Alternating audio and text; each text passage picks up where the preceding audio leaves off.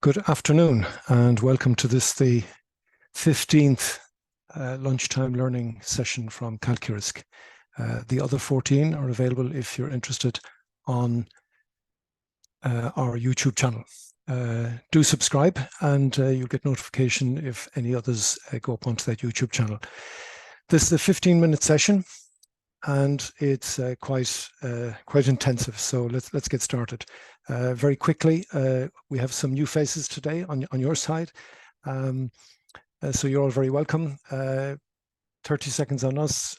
calQrisk, we see ourselves as risk and compliance professionals like many of you on the session today, and we keep our skills sharp through membership of various organizations and through discussions with our customers. So we're in a position, one, to understand your business, your challenges, and how you might better manage your risks and compliance.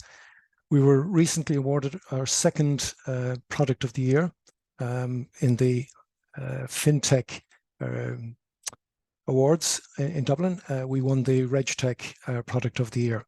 So we're delighted with that and delighted with the recognition. Our customers are mainly in the financial services sector, as many of you come from, and as many of you also come from the not-for-profit sector. So welcome.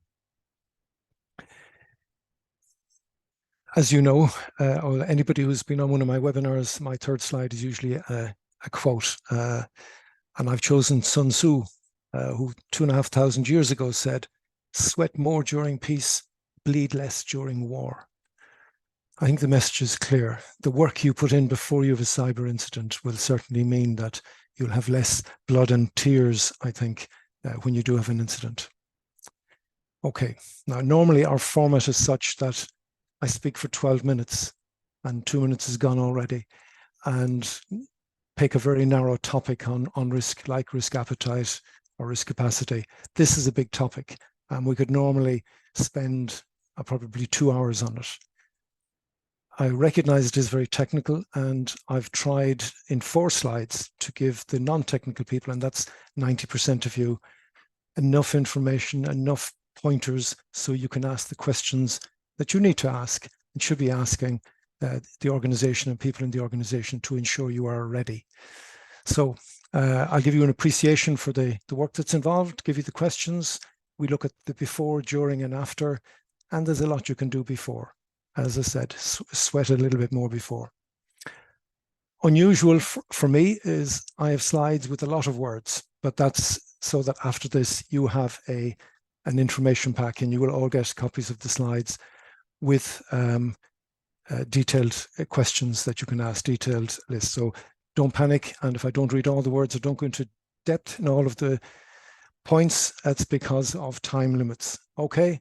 If there is a desire to have a longer session on this, happy to do a longer session at some stage.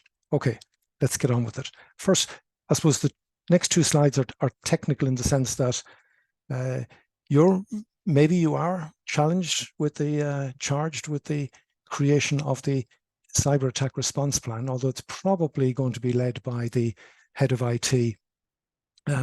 But you will get sight of it, you should, and look for sections like I have outlined here: the preparation, the detect, contain, eradicate, recover, and review. Now, I'm not going to go into details on these today, but hold on. Okay. In the preparation, that's when you have, hold on a sec, I'll just go back up one here. Creating the teams. Because depending on the incident, whether it's just a DDoS attack or whether it's a ransomware attack or somebody has just corrupted your systems, there might be a different reaction and different teams required, maybe some external people. Think about that. Things like having backups, not one, at the ready. Detecting, will you know that you've been attacked? And if you know, you need to be ready to respond quickly. That awareness, that knowing something's not right here.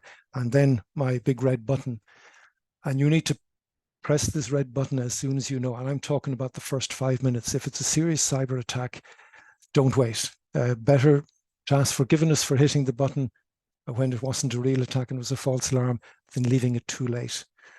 Certainly don't wait till you assemble the team. That should be the first thing you do. cutting connectivity is isolating basically the users from the systems and the users from each other. So you're limiting the extent of any damage that might be happening. Don't delay on that one. Then contain, analyze what the issue is, eradicate, clean the systems, and recover. And this could be minutes, it could be days, and afterwards review. Now, that's in the plan. That's not today's. I could spend a half an hour on that, but that's what you should have in the plan. One more technical slide, if you wish. The cyber kill chain. You can Google this and you'll get more information on it. But Lockheed Martin came up with this, and it's kind of as a military background. But imagine the 7 steps, and you often only know you've been attacked and you've been the victim at step 7. There's things you can do well before step 7 happens that can limit, one, prevent, I suppose, the attack, and 2, limit the extent of that attack. And these are the 7 steps. Now, you might read of an 8th one called monetization, which after they've attacked you, maybe they sell your data. But I'm not going to go into each of these on this slide, but I will give you things you can do in the next 4 slides. Well, I'll pick 2 things out here. Reconnaissance. Reconnaissance is where it starts. Think of it as somebody wanted to break into your building physically. They might check the doors and the windows. They might, observe for a few days, casing the joint, as they might say. That's what the bad guys do as well. They might scan your network from the outside, see if you have any vulnerabilities. And when you get a pen test done on your network, the pen testers start with the vulnerability scan. That's seeing if you've left any doors open on your network, literally, or they're called ports, and seeing what can the bad guys see when if they went to attack your network. And the idea is that you give no information away. Now, there's a famous case in the States, Target, unfortunate name, who published on the website, or Microsoft had done a case study on them, and they had more or less published details of their internal network. This was gold dust for the would-be hackers, and they did use it to have a very successful attack. So it starts with reconnaissance. The other thing I would point out here is that if you look at my quote here, a statistic, and this goes back to 2020, but it's kind of the same every year and has been for 10 years, 75% of attacks used vulnerabilities that were at least 2 years old. Now, what that's saying to anybody is that organizations are not patching vulnerabilities. They're known, and if you don't patch them, the bad guys will exploit them. So that's early on in the kill chain. So, there's a lot you can do. Okay. Now the wordy ones, and hopefully stuff that you can take away afterwards. As I said, you will get a copy. And the first one is that make your network secure and ensure those vulnerability scans give nothing away. Ask the pen testers, is there anything on that vulnerability scan, which they, as I said, also do, that might give the bad guys information, but they should be telling you, hide this, just close that door, do that. Patch all known vulnerabilities in a timely manner. And timely manner might mean days. It used to be that we patched every 3 months, no longer acceptable. And some obviously aren't patching in 2 years.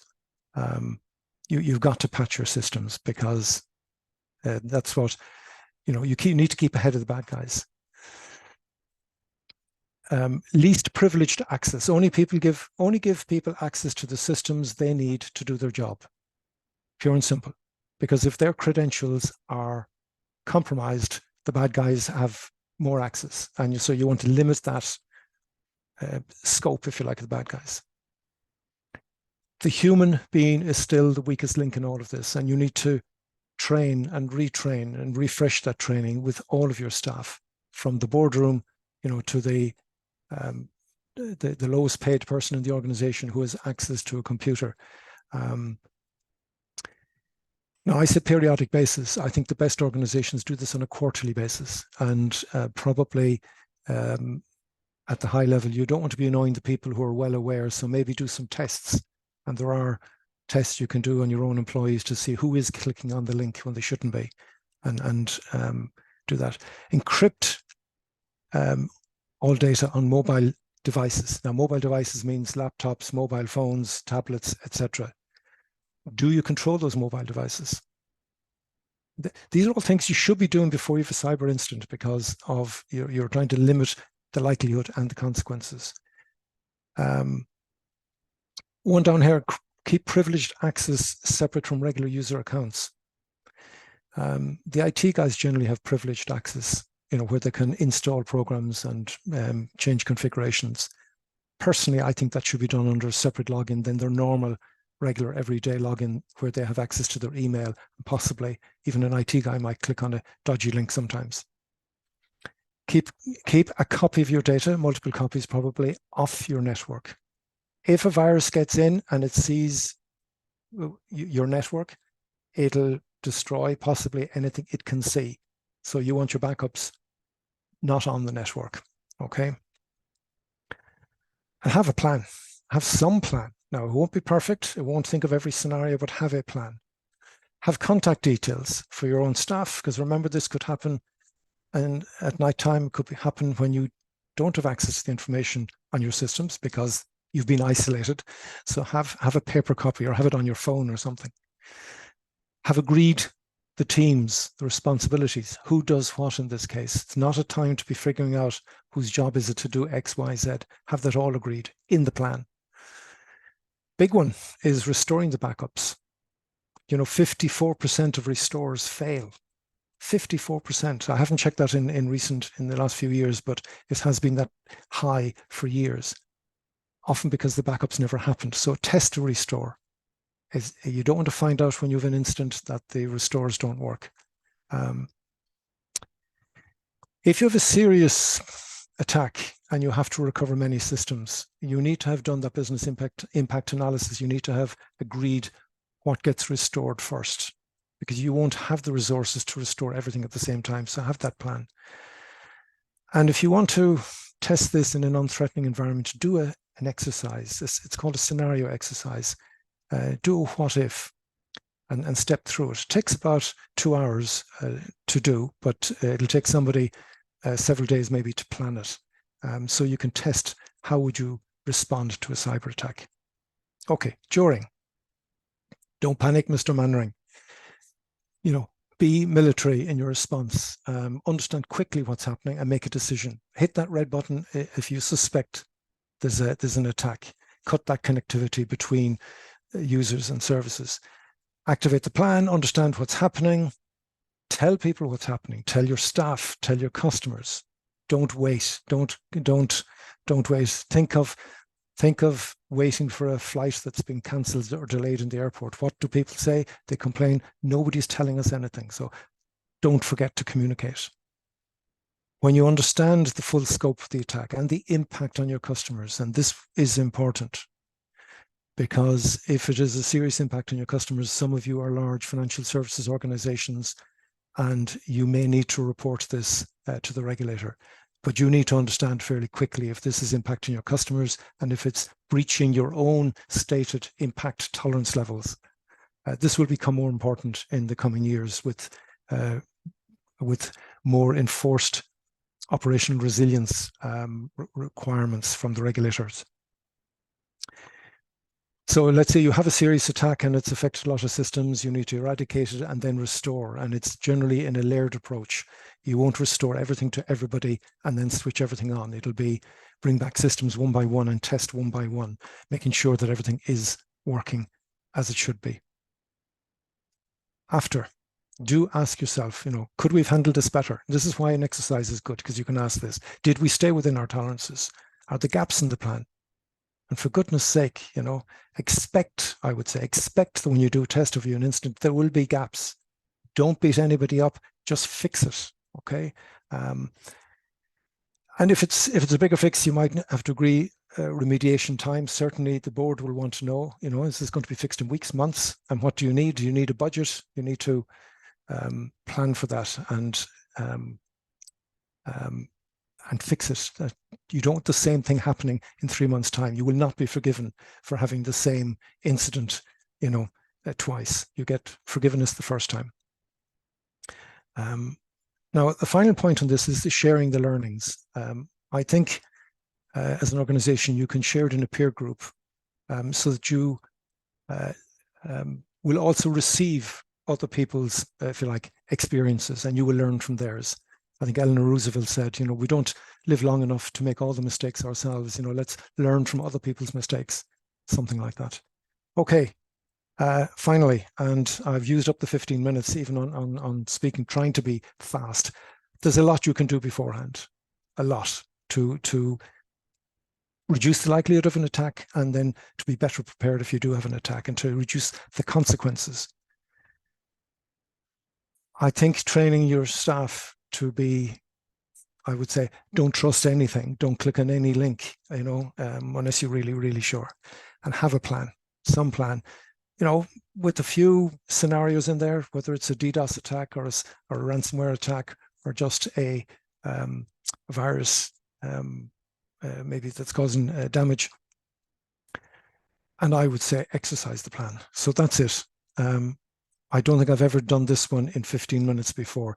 There really is a lot of material, but I hope you got some idea of the scope and what needs to be done. So we've just gone over the 15 minutes, but I'll stay on if people have questions. And there are enough of you. I would imagine that there will be some questions, but maybe there are too many questions. Okay.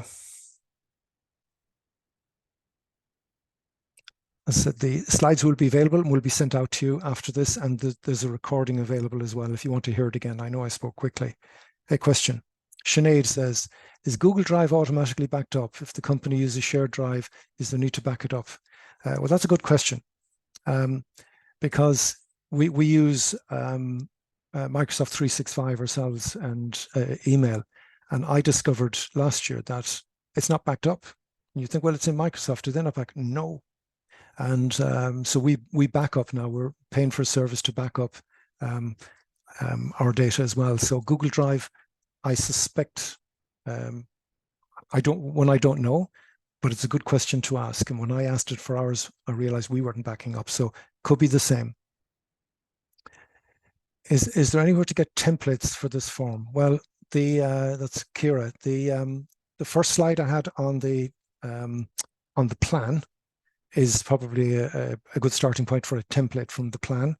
I have another level down on that. As you saw, it's a mind map. Happy to share that with you, Kira. But it's yeah, if you Google incident response plan or cyber incident response plan on the internet, you will get a lot of templates. Do you recommend for patch? What do you recommend for patch testing? Well, I recommend that you test patches. They say that you know, if a CVE, there's a critical vulnerability event is reported, and you're recommended to update your systems, certainly do that. Update them, patch them. But then how do you know that the patch was successful? That information will probably be contained in the advisory on the vulnerability. But I would say the principle, testing your patch, testing after updating, absolutely you should. Mandy, if you have backups in Azure, are these still available to cyber criminals? Well, if the backups are on your network, you'd have to say yes. I mean, we have backups of our customers' data that we literally push out of the Amazon data center every night at 5 o'clock and into another data center. And it's a simple exercise.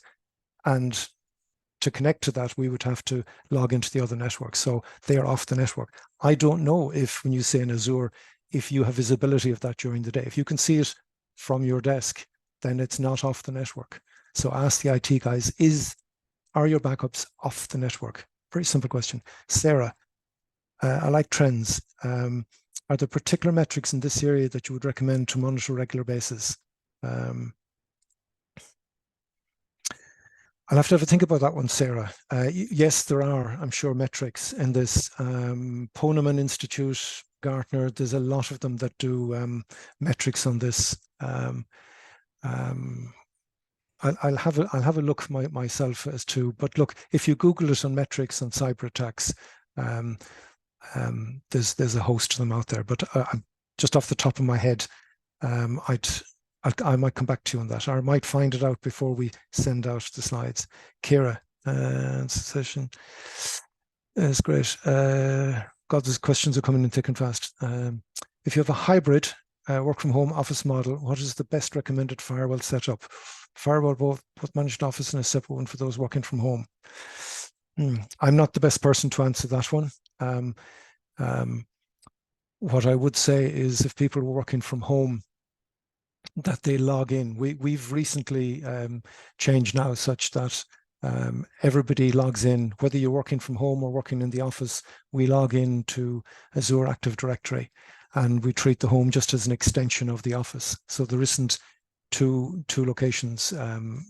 It's just one big, what I call it. You don't even think of perimeter anymore, because I think I used to have an image like of a castle. Companies were like castles with strong walls, and then it was more like an airport where you've got traffic coming in and out. But I think our network is distributed now, some at home, some in the office, some in sub offices, and hopefully not, but some in cyber cafes. You would have firewalls maybe on the individual end device, but certainly for logging in, you're logging that trusted device and with somebody with two-factor authentication. And if you're logging in remotely, you should have two-factor authentication. That's the standard now, I would say. But to ask your IT guys, that's not a question I would feel qualified to answer. Do you use another OSP to test your system? Because if you get your own OSP, are they testing themselves? Yes, Patricia, I think so. I think you have to get an independent pen tester to test. We do, and we've actually changed after 3 years of one. We've had the last one out for the last 2 years. I think with the first one 4 years. So this one is 3 years. Tom, just to comment on backup, as far as I know, Office 365, SharePoint, and OneDrive is not backed up. I agree, Tom. These are not backed up. If you want backups, it's an extra service. We use Dropsuite. What does Tom say? You get your bin for certain configurable length of time, but it's advisable to invest in offsite backup as a service. We use Dell Apex, but they're more like Veeam, Datto, and I think we use Dropsuite. Thanks, Tom. And if there are techies who want to offer an answer to any of the questions, I'm delighted.